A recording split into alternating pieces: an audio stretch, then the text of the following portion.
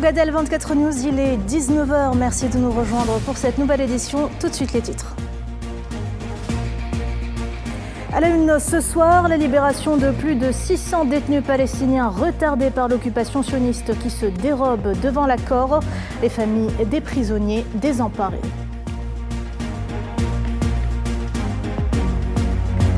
De son côté, la résistance palestinienne délivre 6 captifs au Comité international de la Croix-Rouge dans le cadre de la première phase de l'accord de trêve à Gaza. Le président algérien Abdelmadjid Tebboune a procédé à l'inauguration de l'usine de dessalement de l'eau de mer Fouka 2 dans la wilaya de Tipaza, dotée d'une capacité de production de 300 000 m3 par jour. Conflit en RDC, le Conseil de sécurité de l'ONU condamne directement le Rwanda pour son soutien à l'offensive du M23 et réclame le retrait immédiat de ses troupes alors que la crise humanitaire s'aggrave dans le pays. Et enfin, nouvelle avancée des troupes russes en Ukraine. Moscou revendique la prise de 2 nouvelles localités dans la région de Donetsk.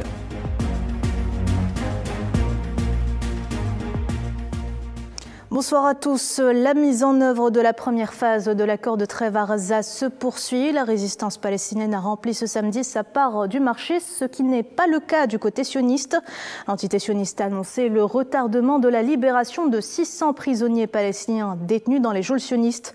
Selon l'agence de presse française AFP, Benyamin Netanyahou devrait tenir ce soir une consultation, je cite, à caractère sécuritaire avant de procéder à la libération des détenus palestiniens. Ils étaient justement des centaines de familles à attendre la libération de leurs proches ce samedi, mais en vain.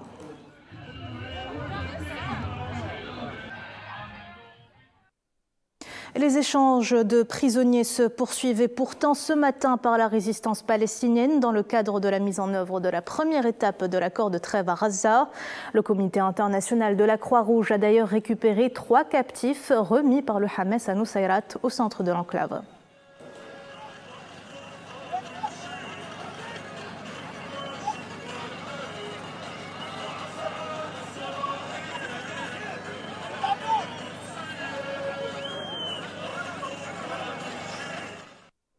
Le mouvement de résistance palestinienne a également remis plus tôt dans la journée 2 autres captifs au Comité international de la Croix-Rouge à Rafah, dans le sud de la bande de Gaza.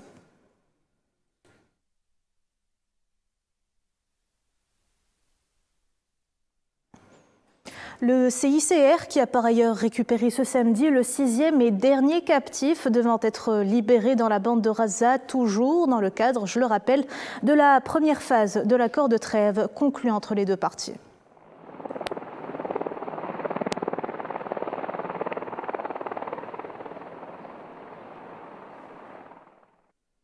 Reprise enfin de la campagne de vaccination contre la polio dans la bande de Gaza après que l'entité sioniste ait bloqué le processus. La campagne en question devrait donc cibler plus d'1 demi-million d'enfants selon l'Organisation mondiale de la santé. Amalam Zenzitoni. C'est dans ce centre médical de la ville de Gaza que les enfants palestiniens ont reçu leur vaccin contre la polio ce samedi 22 février. La campagne de vaccination a repris aujourd'hui. Elle ciblera plus d'1 demi-million d'enfants selon l'Organisation mondiale de la santé. La campagne dure 5 jours. La vaccination se fera dans nos centres médicaux, dans l'agence de l'UNRWA et dans les points médicaux. De plus, nous aurons des équipes mobiles dans les camps. Dans les endroits où il n'y a pas de services ou de points médicaux, il y aura une coordination avec les autorités locales et les municipalités pour fournir des lieux où la vaccination pourrait avoir lieu. En septembre et octobre de l'année dernière, l'OMS a mené 2 campagnes de vaccination dans l'enclave, atteignant plus de 95% de l'objectif. Et pourtant, le virus circule toujours dans l'enclave, ce qui signifie qu'il pourrait encore atteindre un enfant sous-immunisé ou non vacciné. D'ailleurs, 6 échantillons ont été testés positifs en décembre et janvier, d'après l'OMS. Après avoir découvert que le virus est toujours actif dans les eaux usées, nous avons décidé de mener une autre campagne de vaccination contre la polio afin de prévenir toute infection et toute épidémie. Cette fois, le problème était que les gens s'étaient déplacés pendant le cessez-le-feu, passant des zones de déplacement surpeuplées du sud vers le nord au fur et à mesure du retour des gens. Tenant son petit-fils dans ses bras, ce grand-père palestinien est content de pouvoir vacciner son enfant en toute sécurité. Bien sûr, nous sortons d'une guerre et grâce à Dieu, nous avons survécu. Pour protéger nos enfants, nous sommes venus nous faire vacciner contre la polio et grâce à Dieu, nous sommes en sécurité. Bien que l'accès des travailleurs de la santé se soit amélioré depuis l'entrée en vigueur du cessez-le-feu le 19 janvier, certaines zones n'étaient pas accessibles en raison du génocide. 7000 enfants n'ont pas été vaccinés à Jabalia, Beit Lahia et Beit Hanoun, selon l'organisation. Et la situation est loin de s'arranger en Cisjordanie occupée. Les forces d'occupation sionistes poursuivaient ce samedi leur agression contre la ville de Jenin et son camp pour le 33e jour consécutif, faisant au total 27 martyrs et des dizaines de blessés et d'arrestations. Pour rappel, l'occupation a également provoqué dans le camp de Jenin le déplacement d'environ 3000 familles et la destruction de leurs maisons et de leurs propriétés.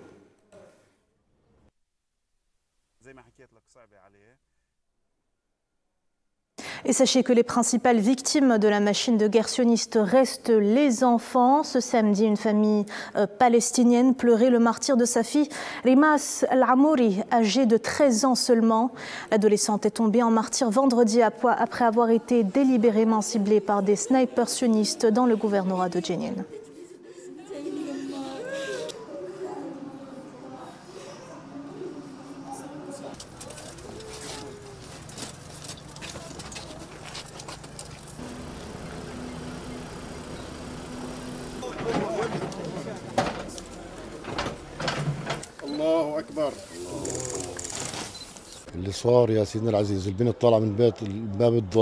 Ce qui s'est passé, c'est que la jeune fille est sortie de la maison et n'avait même pas fait 2 mètres que, au même moment, l'armée est passée. Un soldat lui a dit un seul mot en hébreu, « Va-t'en d'ici ». Dès qu'elle s'est retournée, il lui a tiré dessus.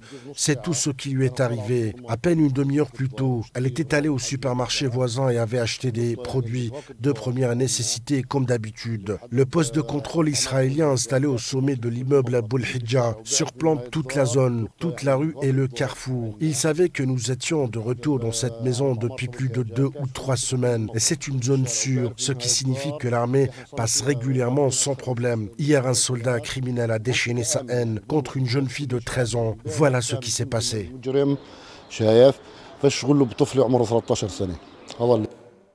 Le dossier palestinien au cœur de la 7e conférence du Parlement arabe qui se tient ce samedi au siège de la Ligue arabe au Caire avec une large participation dont celle du président de l'Assemblée populaire nationale Brahim Bourali. Cette conférence devrait donc voir l'adoption d'un projet de document parlementaire arabe unifié intitulé « Document parlementaire arabe soutenant la résilience du peuple palestinien sur sa terre, rejetant les plans de déportation et d'annexion et contrecarrant les tentatives visant la liquidation de la question palestinienne.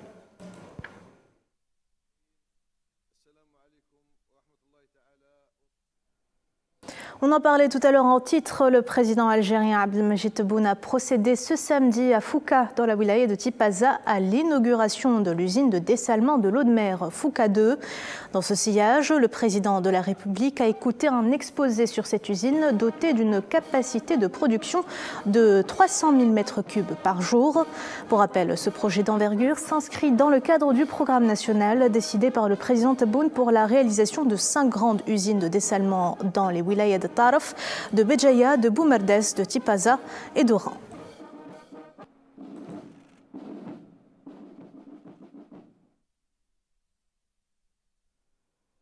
Ces stations de dessalement visent donc à atténuer le stress hydrique que connaît l'Algérie depuis plusieurs années, selon Sofiane Zammachi, directeur développement de l'AEC, filiale de Sonatrach. On l'écoute.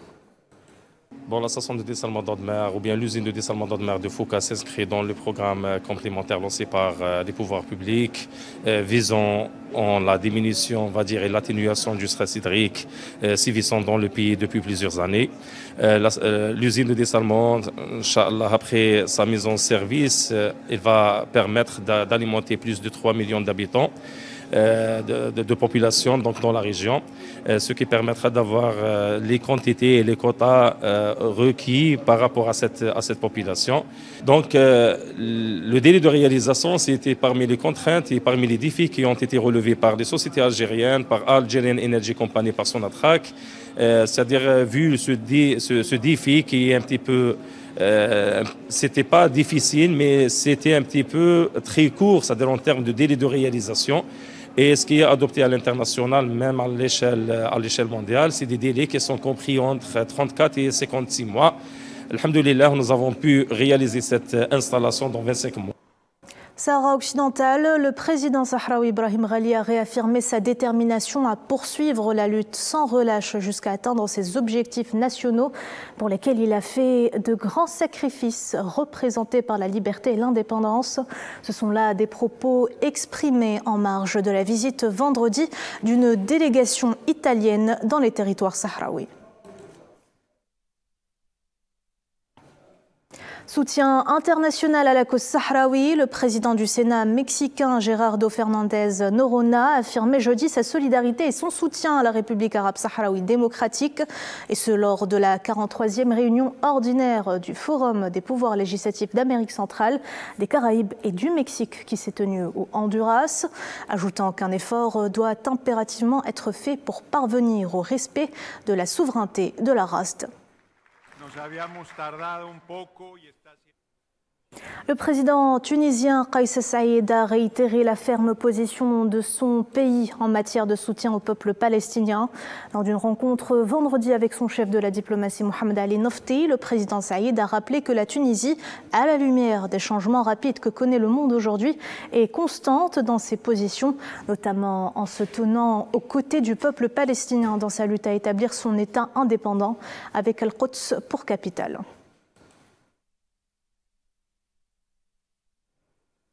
Dans ce contexte, le président tunisien a souligné la nécessité de redoubler les contacts diplomatiques et les efforts pour récupérer les fonds pillés à l'étranger, recommandant de soulever cette question dans diverses instances internationales et régionales, notamment devant l'Assemblée générale des Nations unies. Kais Saïed a par ailleurs souligné que les procédures judiciaires suivies depuis 2011 se sont avérées limitées et qu'il est préférable de coordonner avec d'autres pays pour récupérer ces fonds. Conflit en République démocratique du Congo, le Conseil de sécurité de l'ONU a pour la première fois condamné vendredi de manière directe le Rwanda pour son soutien à l'offensive du M23 dans l'est de la RDC, réclamant le retrait immédiat de ses troupes. C'est que, comme on le constate, il a fallu beaucoup de temps au Conseil pour réunir les consensus, certes. Mais le Conseil a fait preuve de dépassement. Et je voudrais pour cela, au nom du gouvernement de la République démocratique du Congo, de toutes les filles et fils de la République démocratique du Congo, en particulier ceux de Bunagana à Kamanyola, en passant par Goma, Sake, Minova, Nyabibwe, Kale, Kavumu et Bukavu. Je voudrais donc remercier tous les membres du Conseil indistinctement. Nous pensons que toute solution qui ne prendrait pas au sérieux les problèmes de sécurité du Rwanda n'offrirait pas de solution durable au conflit. Les problèmes de sécurité posés par les forces démocratiques pour la libération du Rwanda et les groupes qui les soutiennent sont très préoccupants pour le Rwanda. La RDC doit être tenue pour responsable de la préservation continue des FLDR, de leur intégration dans son armée, de leur équipement en armes sophistiquées et de leur utilisation en tant qu'alliés et forces de combat. Tout résultat qui ignore les griffes légitimes des Congolais parlant le Kinyarwanda, qui sont la cause première de l'existence du M23, ne contribuera pas non plus à résoudre le conflit. Which are the root cause of the existence of M23 will also not help resolve the conflict. Et l'ONU qui tire également la sonnette d'alarme concernant la situation humanitaire en RDC. La crise dans l'est du pays s'aggrave rapidement alors que la violence s'intensifie, forçant des dizaines de milliers de personnes à fuir vers les pays voisins. Souhila Kilal. Fuir vers l'inconnu, une fuite en avant pour des centaines de milliers de Congolais contraints de quitter la RDC pour aller chercher refuge dans les pays voisins. Bien malgré eux, ces Congolais se voient obligés de partir pour fuir les violences qui secouent l'est du Congo depuis des semaines maintenant et la crise humanitaire qui s'aggrave de jour en jour. C'est incroyable, mais le ferry entre les deux villes est enfin opérationnel. Nous sommes arrivés à Goma. Selon l'Agence des Nations Unies pour les réfugiés, plus de 40 000 ressortissants congolais, en majorité des femmes et des enfants, sont arrivés au Burundi depuis le début du mois de février, en quête de protection internationale. Malgré la difficulté de la tâche sur le terrain, en raison des violences accrues et des flux incessants de déplacés, le HCR et ses partenaires intensifient leurs efforts pour fournir de la nourriture, des soins et des abris aux nouveaux arrivants.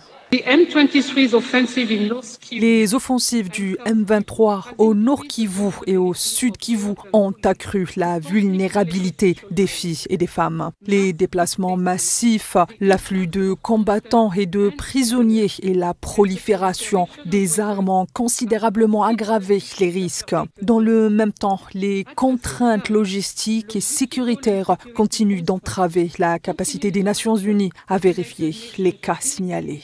Les défis sont nombreux parce que les gens ne sont pas stables vu la situation actuelle. Mais au moins, il y a le personnel soignant qui se trouve dans des structures médicales pour essayer un peu de soigner le malade dans des hôpitaux, dans des structures. Au milieu du tumulte des violences qui déchirent l'est de la RDC, des signes d'apaisement semblent se profiler. En effet, selon le ministère de la Santé de la RDC, l'Organisation mondiale de la santé a reçu l'autorisation de livrer des fournitures humanitaires à Goma via le Kenya et le Rwanda. La circulation sur le lac Kivu entre Bukavu et Goma, deux capitales provinciales de l'est de la RDC, a repris mardi dernier, après des semaines de suspension en raison des violences. Un ferry chargé de vivres indispensables à la survie de la population est également arrivé à Goma.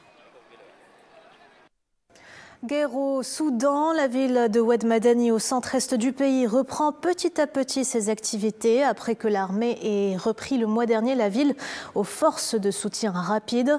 Au marché, les commerçants commencent à disposer leurs fruits et légumes sur les étals et se disent soulagés que la situation se soit calmée.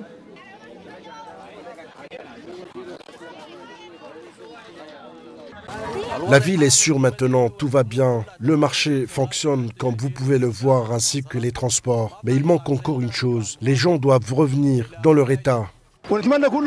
Nous espérons que toutes les familles soudanaises pourront rentrer chez elles. Personne ne doit avoir peur, car tout se passe bien ici. Certains commerçants sont déjà revenus au marché, d'autres pas encore.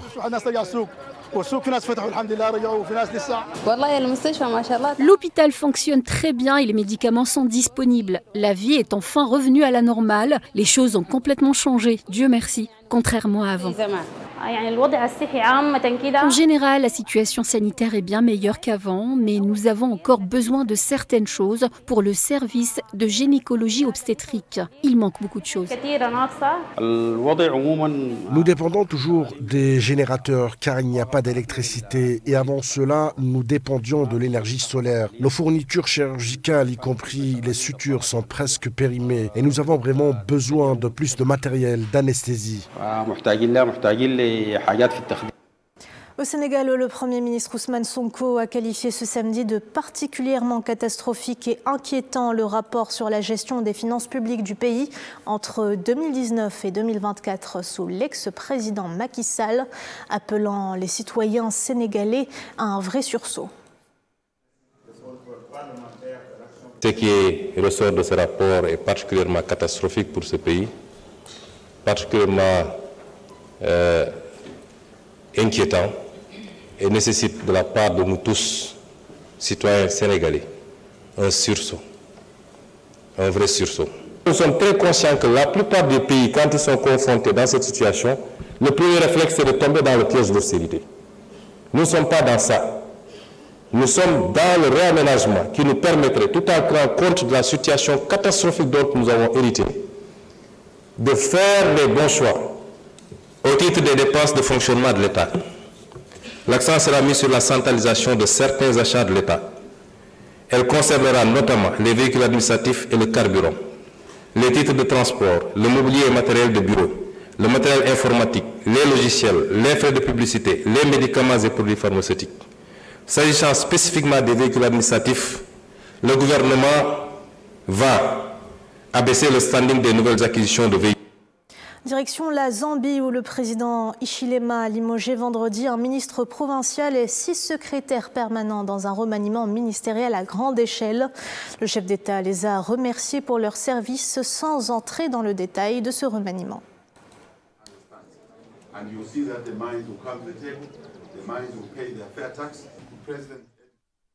Et après le Mali en janvier dernier, le groupe pétrolier français Total a annoncé son retrait du Burkina Faso, mettant ainsi fin à 70 ans de présence dans ce pays du Sahel. Son réseau de stations-service est à présent repris par Coris Investment Group, une société burkinabé qui se diversifie dans l'énergie et qui incarne le nouvel élan de souveraineté économique en Afrique. Plus de peur que de mal au Kenya. Un incendie s'est déclenché vendredi soir dans l'enceinte de l'aéroport international de Nairobi, mais n'a pas impacté les vols. C'est ce qu'ont assuré les services de secours et la compagnie Kenya Airways, déclarant que des équipes d'intervention d'urgence étaient sur place pour lutter contre l'incendie.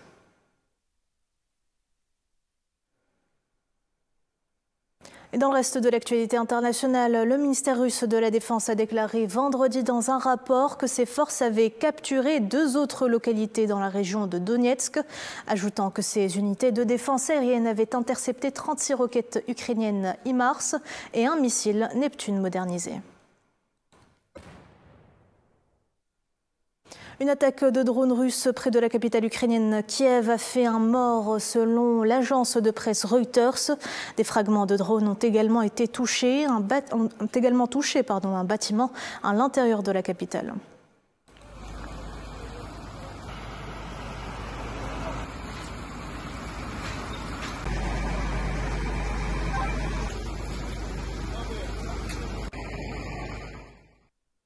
Conflit en Ukraine toujours, le chef d'état-major russe Valery Gerasimov a rendu visite à des unités qui combattent dans l'est du pays, en pleine poussée des forces de Moscou dans cette zone.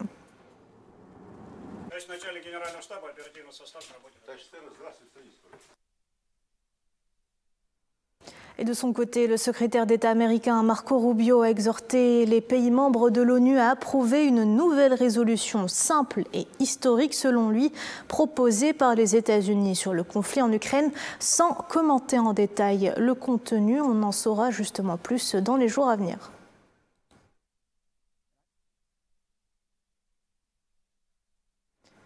Le chancelier allemand Olaf Scholz s'est dit confiant ce samedi dans sa capacité à rester chancelier après les élections générales prévues pour demain. On écoute ses propos.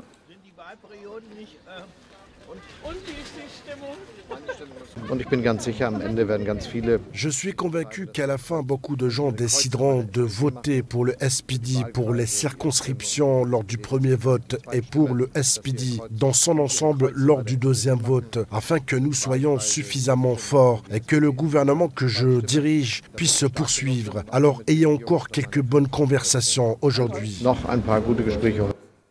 Des centaines de manifestants bulgares anti-euro ont attaqué ce samedi au cocktail Molotov le bureau de l'Union européenne à Sofia. Selon l'AFP, les manifestants ont tenté de prendre d'assaut le bâtiment où se trouve la représentation officielle de l'Union européenne, un acte condamné par la présidente de la Commission européenne, Ursula von der Leyen. Nous ne voulons pas que l'indépendance financière de la Bulgarie soit détruite. Nous voulons conserver la monnaie bulgare. En ce moment, nous sommes confrontés à un choix simple, la liberté ou l'euro. Il n'y a pas d'autre choix. Nous sommes ici pour défendre notre liberté. Aux États-Unis, le directeur du FBI, Kash Patel, a prêté serment vendredi à Washington, D.C. après sa confirmation par le Sénat.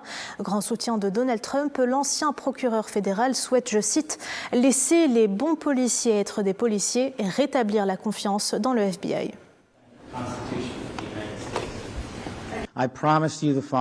Je vous promets ce qui suit.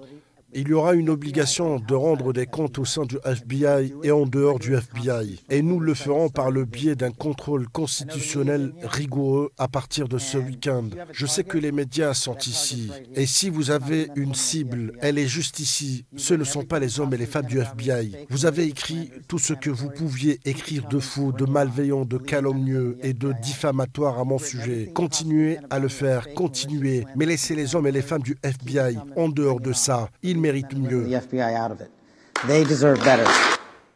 Et voilà, Madame, Monsieur, on arrive à la fin de ce journal. Merci de l'avoir suivi. Vous pouvez revoir ce programme sur nos réseaux sociaux ou bien en scannant le QR code qui s'affiche en bas de votre écran. L'actualité continue sur Al24 News. À demain.